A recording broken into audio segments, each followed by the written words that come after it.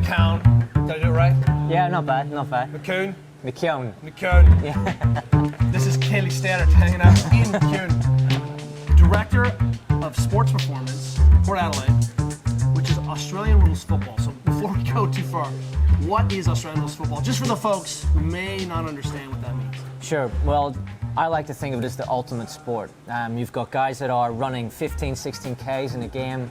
You're also, you could be 200 centimeters, 110 kilos. So I don't know what the metrics are on that whenever you convert it. But these guys they're running 6'4", 235, Yeah. 240, big guys.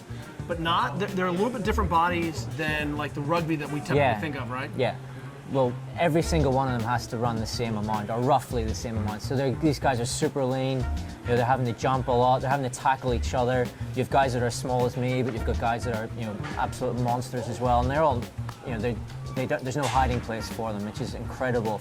So you have these incredible feats of strength, athleticism, combat, as well as the intricacies of the skill that they have to be able to negotiate. So we're thinking, if the right word is union, classic rugby, Yeah. right? All Blacks, Yeah.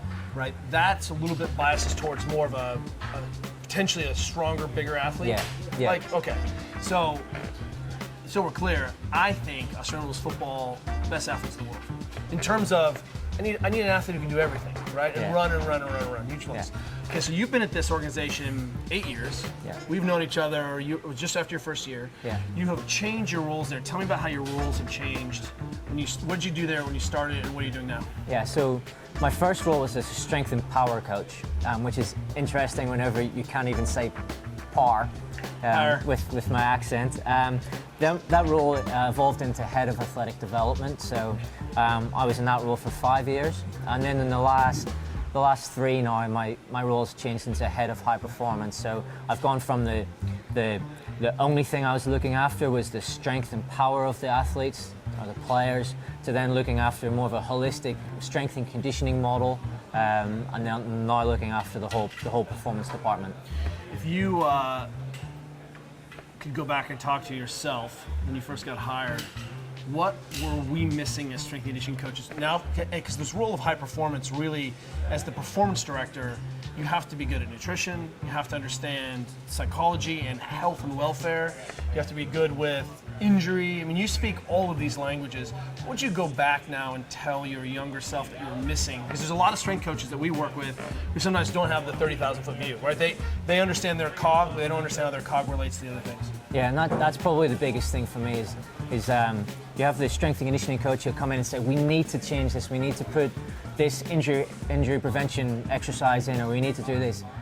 For me, the challenge then is not just thinking about the nuts and bolts of what needs to go into a program, but being able to understand the intricate balance between what that workload is going to do for the players, the time incurred to do that, where does it fit into the schedule, how do all these pieces fit together? Like, it is having that 30,000-foot view, or at least appreciating it. So whenever you do come up with an idea, that you have empathy towards the rest of the organization or the rest of the program. Same for nutrition. They want to do this. How does that fit in with how we do things? The same with physio, the same with athletic trainers, the same with medicine. How do we fit all these pieces together to make sure that the program aligns and it runs beautifully? Because that's the key. What do you think change some lights in the background, that was exciting. What do you think was your biggest mistake as a young strength and conditioning coach, as a para coach? Yeah. Like what was the biggest error that you'd be like, oh, mulligan, I wish I could take it back? Yeah, getting your knickers in a twist about one particular thing.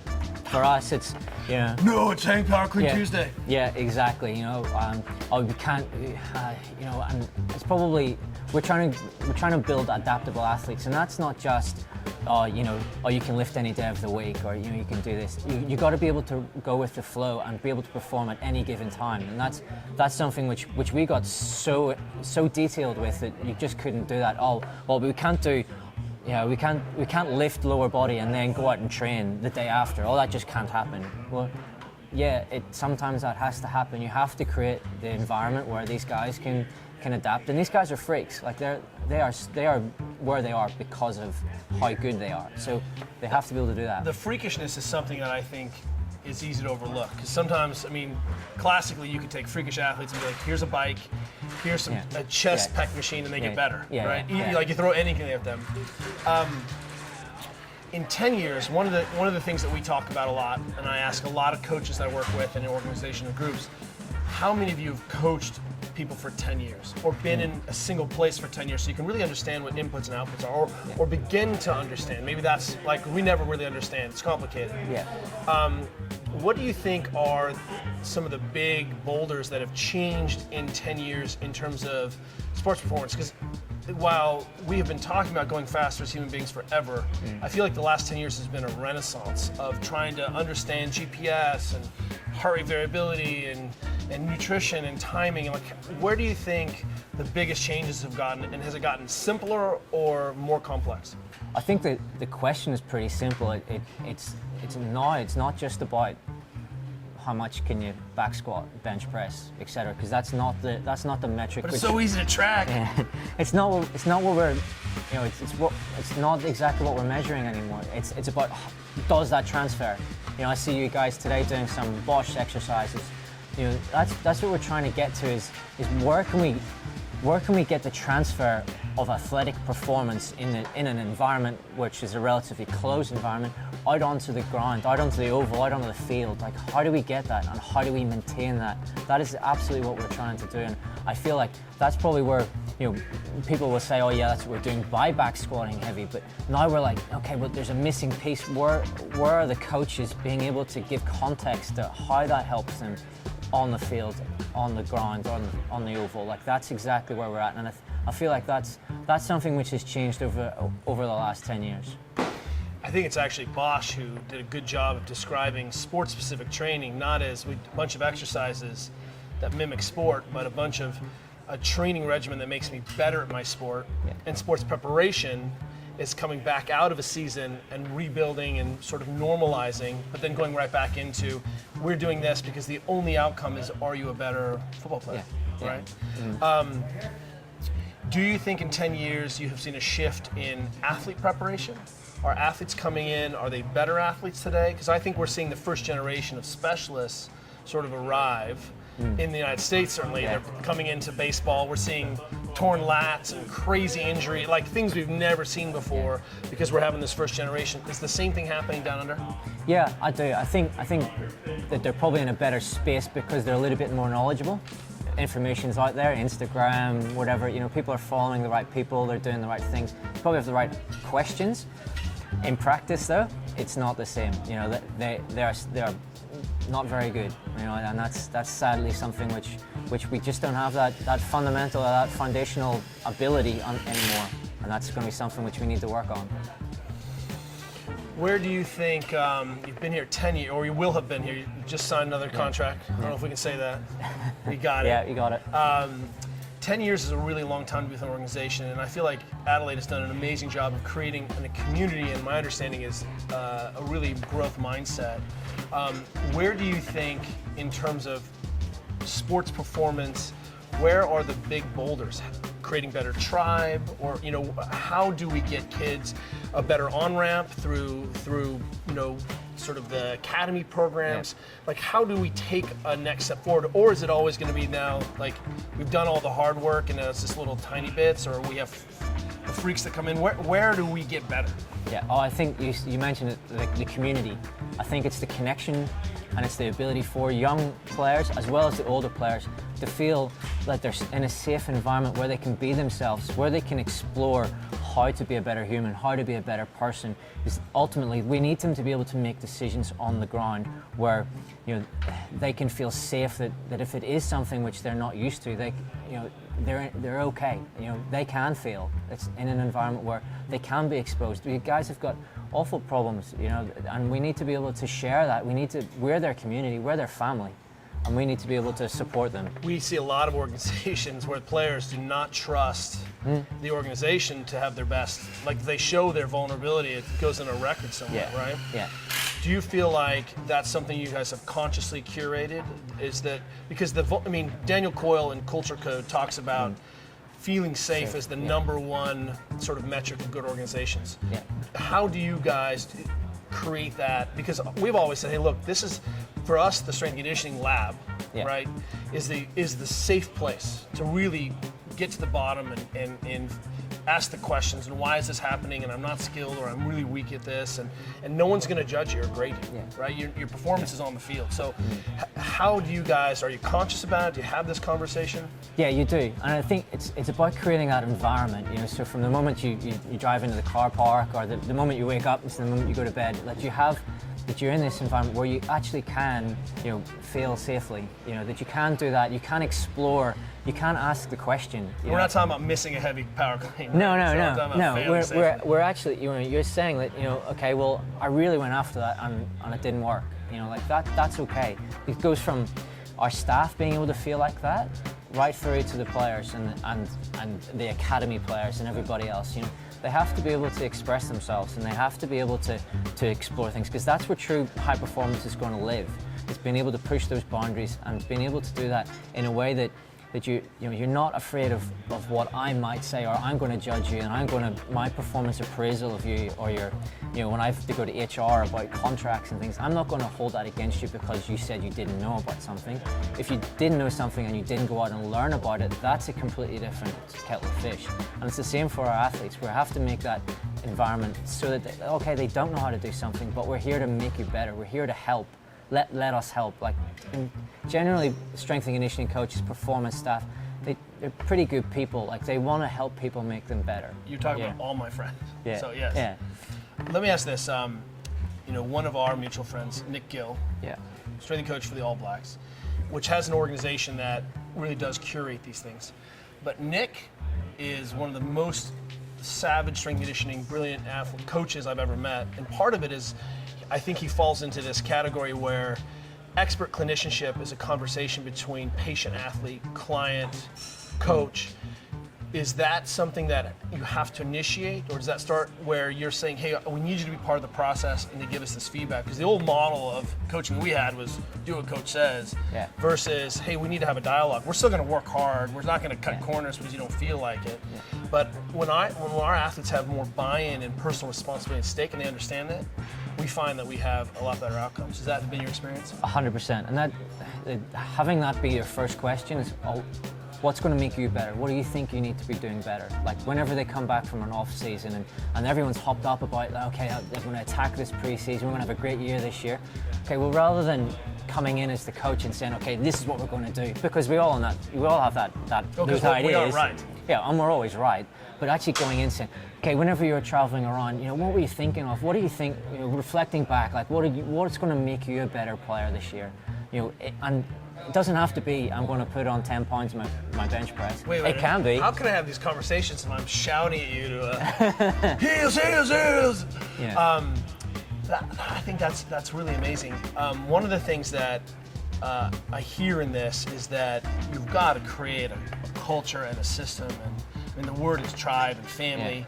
Yeah. One of the things that you did early on that what I've noticed, a conversation we had almost 7 years ago, is that you brought the physios and the performance staff together to exercise together. Do you Yeah. guys still train a little bit together? Yeah, we try our best to. We try our best. People to. are working. Yeah, yeah. And you have well, a 15-month-old at home. Yeah, well, that's it. So you do have to get home. I think probably what we've done is we've taken it to the next level again, where we actually all have the same office. We're in the same office space. So if you're not communicating with the nutrition, physio, and strength and conditioning, if you're not listening to the conversations, the triad of what's going on, you shouldn't be working for us, because it's happening organically all the time. So that level of communication is so much greater now that we're all in the same place.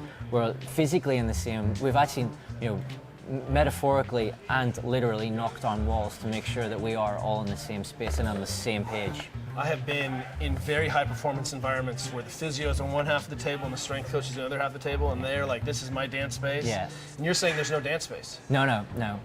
I'm toying with the idea, and it's not something new, but in performance, you have practitioners who you're going to have these guys, but I expect to hold my physios to the same level of coaching standard as I do my strength and conditioning coaches. The same level, and vice versa. You know, I expect my strength and conditioning coaches to have a certain level of knowledge around what therapies, what treatment, what surgeries are going on from a sports medicine point of view. So if anyone's interacting with a player and they're trying to change movement, they're trying to impart something, some sort of input, they have to be able to have the background knowledge of coaching. They have to have that passion for coaching and making those changes. And that's something which, you know, we don't necessarily have to change our titles to do that, but it's something which, it's a mindset thing, and I think it is something which we're really trying our best to do. Between your shirt right now, because here I am, you're the director of performance. Every once in a while you grace us, you drop in, high five. You're wearing a conscious coaching shirt, and I've got a beard. So are you telling me, you were just out with Brett Bartholomew. I was, yeah. Are you telling me that you can still get better at your job? Oh, 100%. 100%. And I feel like probably enforcing myself to be at that 30,000 foot view all the time and being able to manipulate all the other practitioners within that department. I feel like as a strength and conditioning coach, yeah, I maybe don't get as much one-on-one time with my players as I'd love to, but as a coach, I feel like I'm in such a better space because of it. And yeah, maybe I'm coaching my staff a little bit more, but I feel like that's absolutely making me so much better. You're holding the elephant's ear, and you know it's the ear. Just walk around the elephant a few times, eh? Yeah, exactly.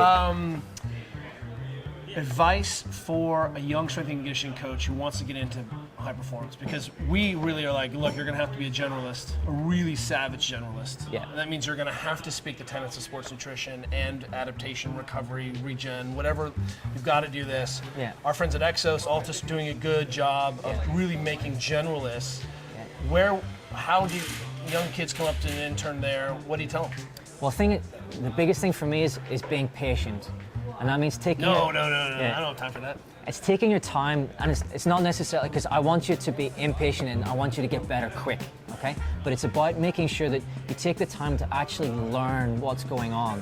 So whenever we're discussing things around nutrition or around which exercises to pick or which loading schemes or how to rehab an injury, like rather than just cursory going through it and maybe watching an argument on Twitter or watching someone on Instagram, it's actually like, you know, getting deep within that and really taking the time to understand that and getting a real deep knowledge of these things, and then working out what sort of floats to the top.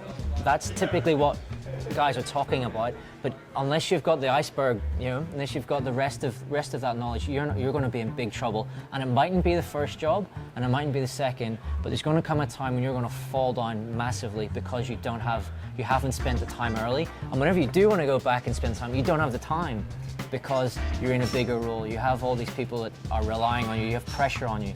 Like, to be able to do that early and really intimately know all these different facets of sports performance is so crucial. And I think it's being patient and taking your time to do that and really value that, rather than just, I'm going to do this because it's going to get me my next job. Don't worry necessarily about that. Making sure that you are a true craftsman or craftsperson is really, really key. Last thing, you do, I think, an amazing job of continually building a network. You email me out of the blue, just checking in, how you going? You have a newborn at home, you're the rector, and here you are on a tour, touching base with your community, being open. One of the things that I think was so seminal to my development as a thinker in this field was exposing myself on my own dime and time and hustling and being like, can I sit in your room? And can I coach? And can I be there? And can I watch? And the masters all held their doors open for me. That was something I took, is they were all transparent. All the coaches that I got to work with, from Louis Simmons on, everyone has really been transparent. Like, oh yeah, we'll be here at 5. Show up at 5 a.m., ready to go. Do you think, I mean, here you are doing that, do you think that's happening, or do you think coaches sometimes there's less of that drive? Because you here are theoretically at the pinnacle of your career, and that we know that that's not true yet. But you're at the pinnacle of this career for this sport, and here you are, left your family at home, and you're on a pilgrimage asking questions. Is that typical or is that atypical? I think it's typical. I think you'll find that where people, particularly when they come to the US, is that you go look at facilities, you go look at, you know, these $150 million college facilities, you see these crazy things, and that's just the context is so far removed from what we can get. And I want to go spend time with people, and that's the crucial thing. And I think that once people get beyond, oh, you're just getting a tour of a facility or getting a tour of a club, and actually going and spend some time with the people that are there, they're the gold. That's the gold. That's where you need to be. And whether that's in Australia, whether that's in the UK, wherever you are in the world, you know, that's where you find the greatest learning will be actually spending the time and talking to people, and not just asking for advice, being open, absolutely sharing, being vulnerable, understanding you don't know everything, asking the people that are around.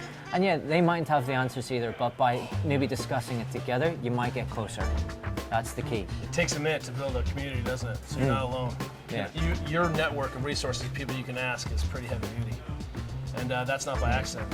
No, I deliberately spent a lot of time whenever I came to Australia. First off, I made sure that I was going to be a linchpin within my network and within the people that I know to be that person in the center of it, and being able to share what I know or what I think I know or what I think other people around me know. Like that's so crucial, and I can't thank anyone that's been able to help me along the way enough, because that's the reason why I'm here. It's true. Yeah. If you want to go, what do they say? If you want to go fast, go alone. If you want to go far, go with friends. You got to do it. Are you on the social media? Yeah, Ian Mackers. No, although my name is McKeown, Mackers is my nickname, and it's been for a long time. So yeah, you'll see Twitter, Instagram, all those. See you guys next time.